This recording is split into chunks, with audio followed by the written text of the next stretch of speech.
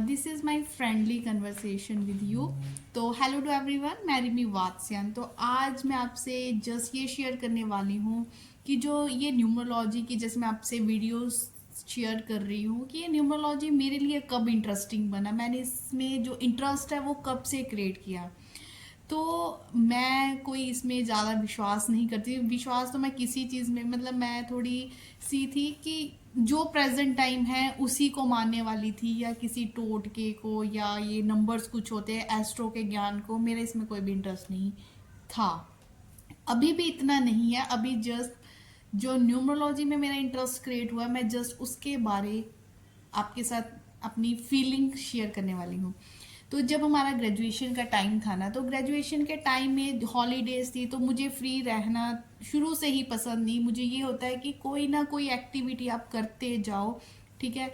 मतलब फ्री बैठने से अच्छा कुछ सीख लो, चाहे उसका आपको बेनिफिट हो रहा है चाहे नहीं हो रहा है, ये बात की बात है। अगर आपको कहीं भी इंटरेस्ट क्रिएट हो रहा है किसी भी चीज़ में, तो उसे ज़रूर करें आप, क्योंकि ज़िंदगी एक बार ही मिलती है हर किसी को।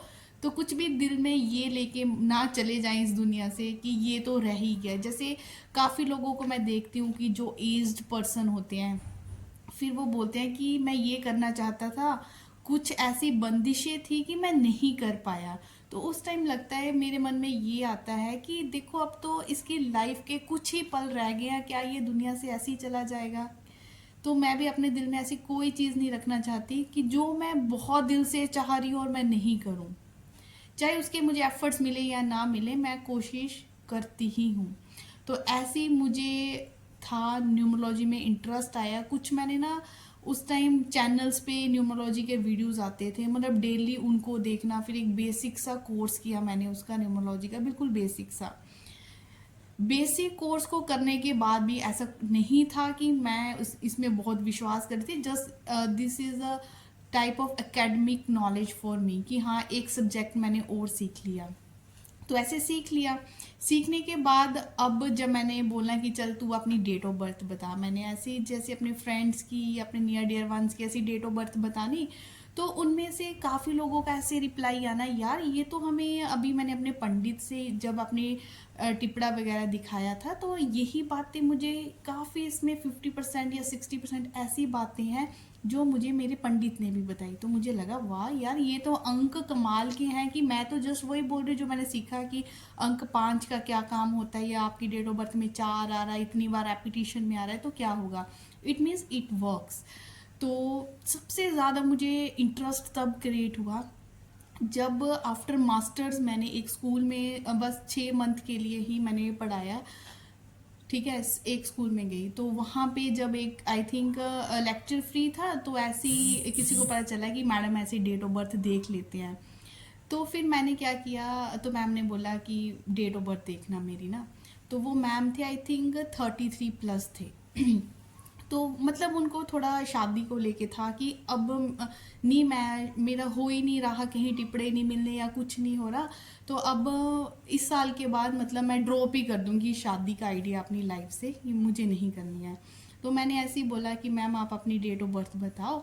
तो जैसे ही मैंने उनको डेट ऑफ बर्थ बताई, तो मैंने बोला कि जो कमिंग ईयर है अकॉर्डिंग टू न्यूमरोलॉजी, वो आपका हो सकता है करके ही मैं बोलती थी, कि श्योरिटी तो मुझे भी नहीं होती थी, कि हो सकता है मैम ये कमिंग ईयर आपके लिए बहुत ही अच्छा हो, और इसमें आपकी शादी का जो योग है प्रॉपर वो बन रहा है। तो एक ऐसे मैंने मैम से डिस्कस किया।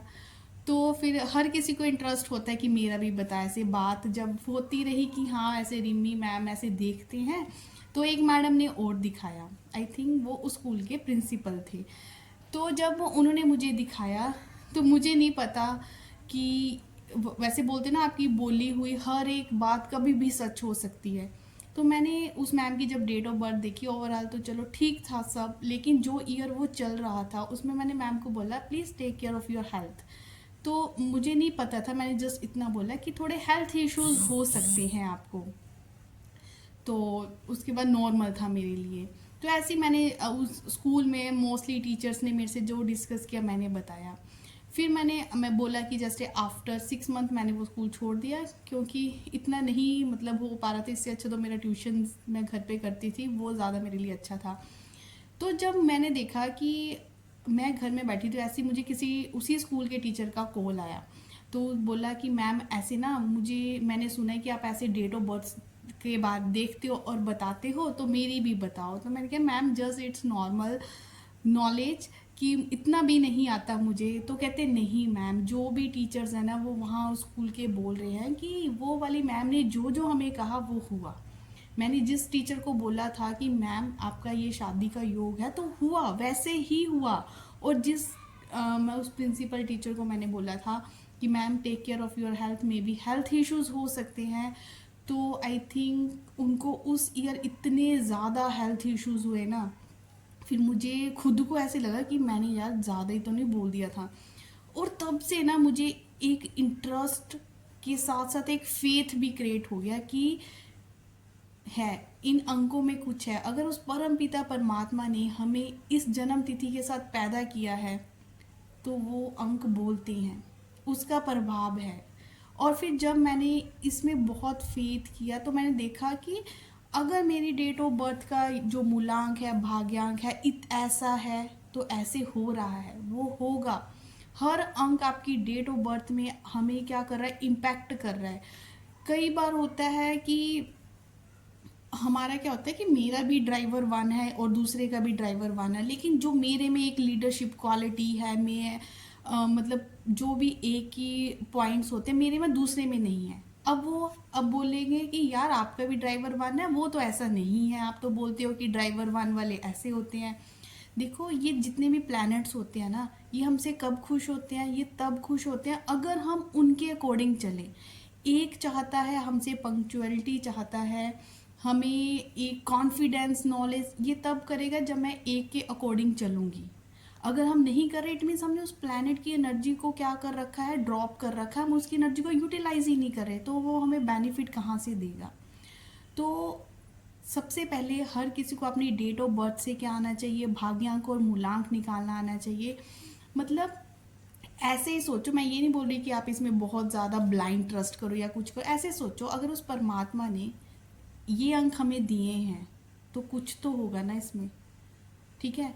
तो उसके अकॉर्डिंग अगर आपको सक्सेस नहीं मिल रही, तो जो प्लैनेट है, जो आपका ड्राइवर है, उसके अकॉर्डिंग काम करके देख लो क्या जाता है। वैसे भी कौन सा सक्सेस मिल रही है, अगर उसके अकॉर्डिंग काम कर भी लिया तो एक होप, हमारा फेथ जुड़ जाता है ना। अब मैं इस प्लैनेट को खुश कर रहा हूँ, मैं इसके अकॉर्डिंग काम कर रहा हूँ, तो मेरा अच्छा ही होगा। जो वो फेथ हमारे अंदर जुड़ जाता है ना, उससे ही वो काम बनने शुरू हो जाते हैं। तो ऐसी ही वीडियोस हैं मेरे इस चैनल में न्यूमरोलॉजी के रिगार्डिंग, जिसमें मैंने अपना नॉलेज आपके साथ शेयर किया हुआ। आई होप ये छोटा सा जो मेरा एक फीलिंग टाइप वीडियो था वो आपको अच्छा लगा होगा।